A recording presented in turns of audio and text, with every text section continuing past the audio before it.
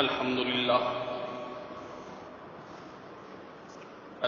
لله نحمده ونستعينه ونستغفره ونؤمن به ونتوكل عليه ونعوذ بالله من شرور أنفسنا ومن سيئات أعمالنا من يهده الله فلا مضل له ومن يضلله فلا هادي له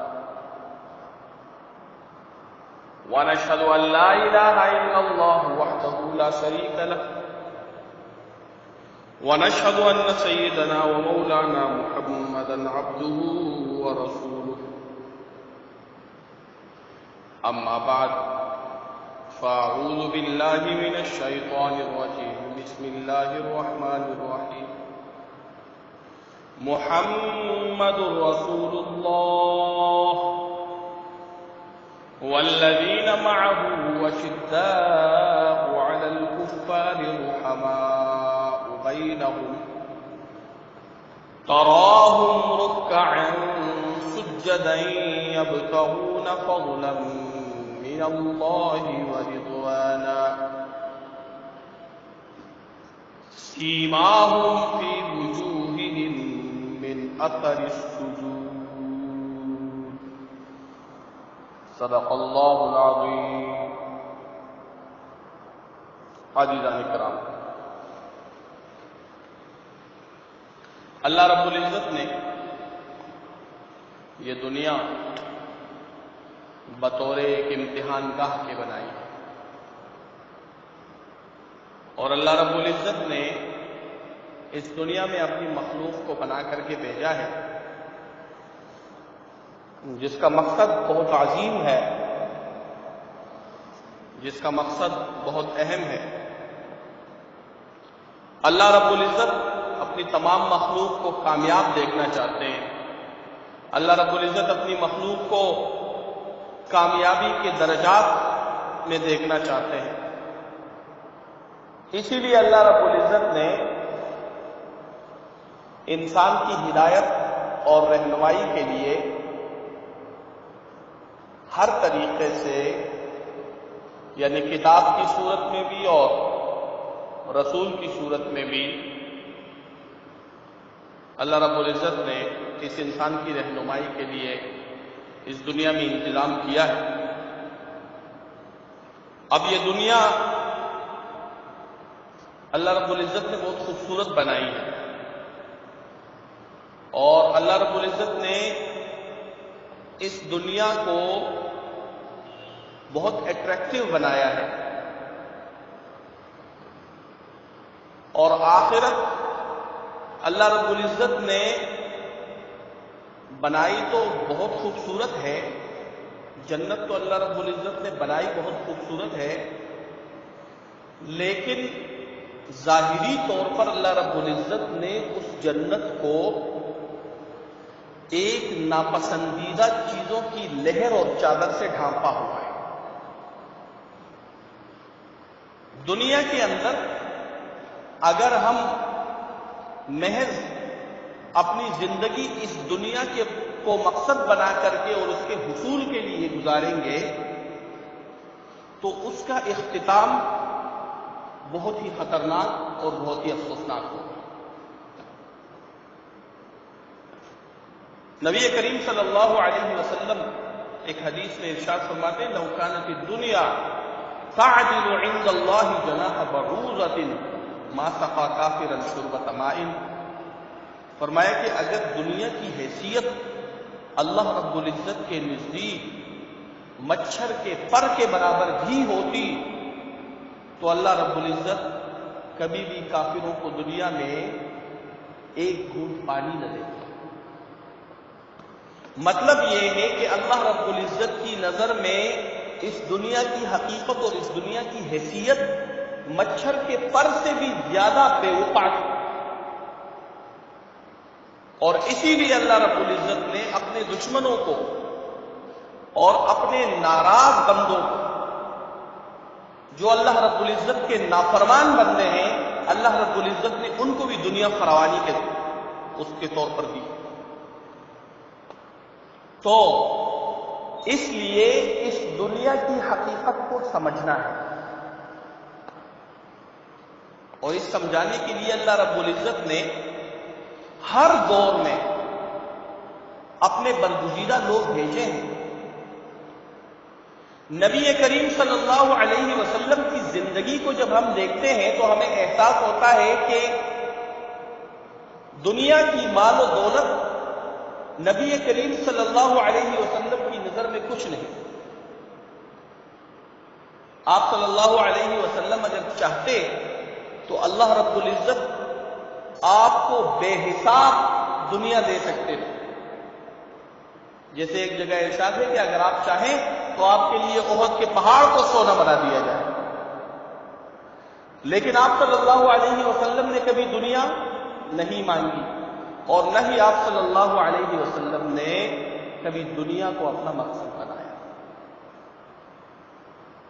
آپ صلی اللہ علیہ وسلم نے دنیا میں زندگی گزاری مسکینی کی حالت میں، اور دعا بھی فرمائی، اللہم احیینی مسکینا وامتنی مسکینا واحشرنی فی زمرۃ المساکین۔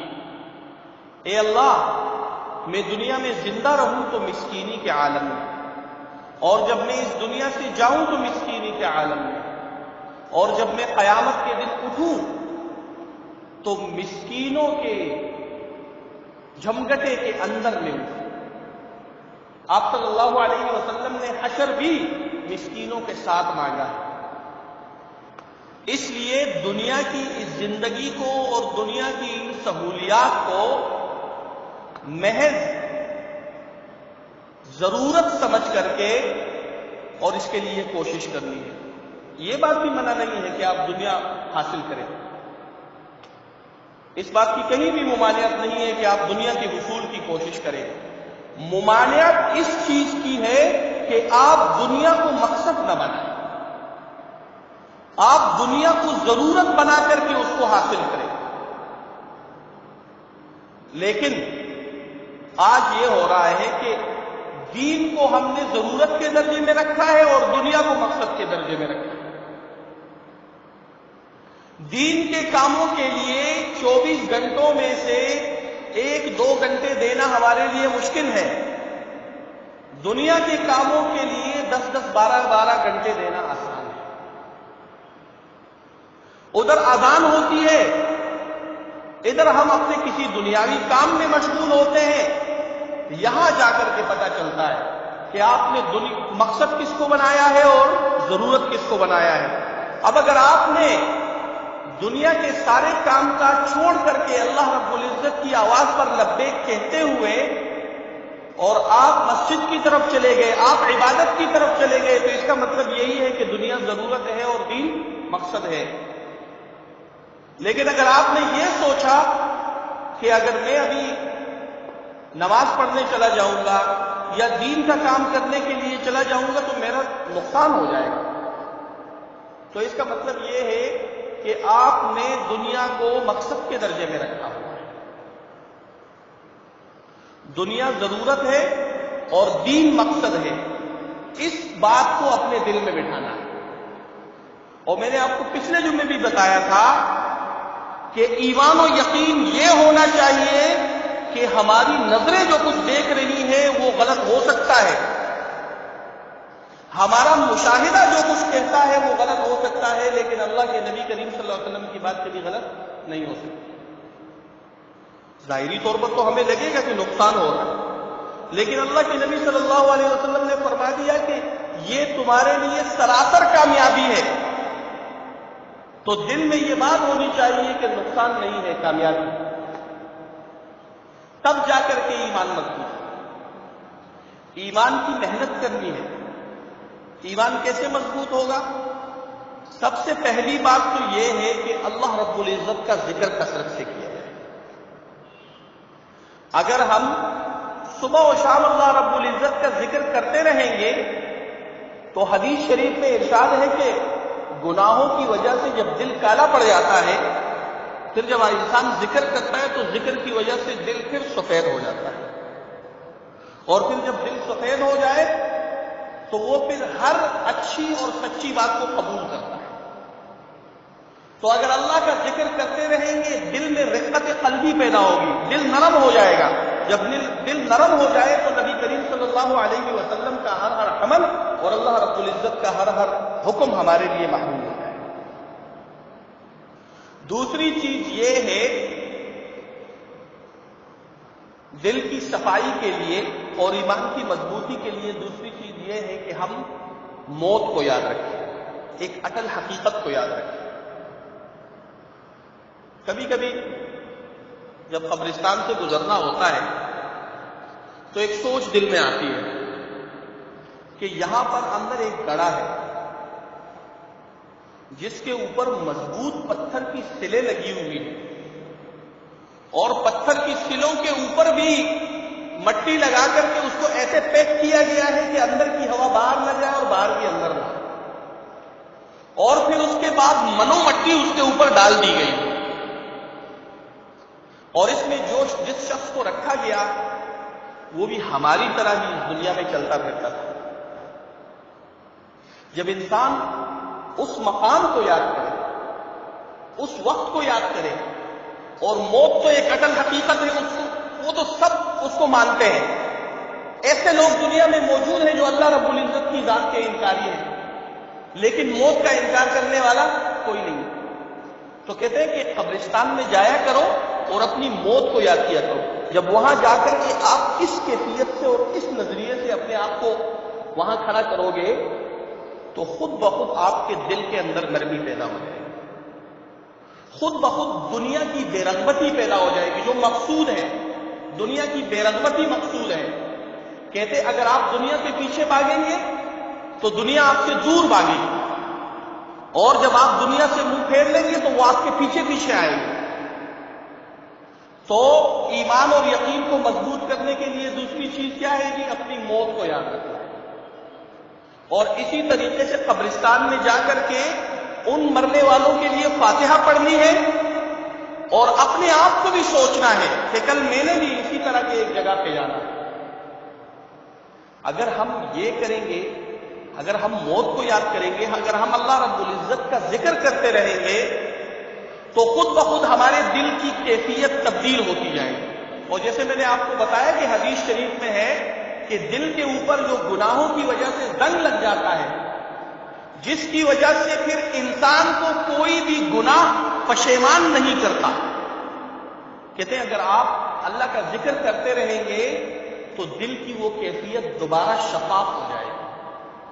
اور جب دل کی کیفیت شفاف ہو جائے گی تو پھر آپ اگر کوئی غلط کام کریں گے تو آپ کا دل آپ کو ملامت کرے گا. اور ایسا ہوتا ہے. ایک انسان جب نمازی ہوتا ہے، جب کوئی نماز اس کی نکل جاتی ہے، قضا ہو جاتی ہے، تو اس کے اندر ایک بے چینی کی سی کیفیت ہوتی ہے. جیسے کسی سے کوئی چیز گم ہو جاتی ہے، ذہنی طور پر وہ پریشان ہوتا ہے. عام ہاتھوں وغیرہ سے تو وہ اپنا کام کرتا رہتا ہے، لیکن ذہن میں ایک پریشانی ہوتی ہے کہ فلاں چیز، قیمتی چیز مجھ سے گم ہو گئی ہے. تو کہتے جب ایک انسان نمازی ہوتا ہے اور اس کی کوئی نماز پھر چھوٹ جاتی ہے تو اس کے دل میں ایسی ہی ایک پریشانی ہوتی ہے کہ کوئی ایسا غلط کام ہوا ہے جس کی وجہ سے میں پریشان ہوں. وہ کیوں ہوتا ہے؟ اس کی وجہ یہی ہے کہ آپ کا دل ایک جج ہے، ایک قاضی ہے. اگر آپ نے اپنے دل کو ٹرین کر لیا تو پھر وہ آپ کو ہر بری بات پر متنبع کرے گا، تنبیہ کرے گا، اور آپ کو بتائے گا کہ یہ فلاں جو کام ہے یہ کرنا. تو اس لیے اپنے دل کو پاکیزہ بنانا ہے، اس کو شفاف بنانا ہے، تاکہ وہ ہمیں ہر معاملے میں ہماری گائیڈنس کرتا رہے، ہمیں بتاتا رہے کہ یہ فلاں جو کام ہے یہ غلط ہے اور فلاں کام صحیح ہے. تو اسی کے لیے کوشش کرنی ہے. میں نے آپ کو بتایا کہ اللہ کا ذکر زیادہ کرنا ہے، اور اس کے ساتھ ساتھ اپنی آنے والی زندگی کو، جو قبر کی زندگی ہے، اس کو یاد رکھنا ہے، تاکہ ہمارے دل کی کیفیت درست ہو جائے اور اللہ رب العزت کی طرف سے ہم پر کرم اور احسان ہو جائے اور گناہوں سے ہم بچ سکیں. اللہ رب العزت ہم سب کو ان تمام باتوں پر عمل کرنے کی توفیق نصیب فرمائے. واخر دعوانا الحمد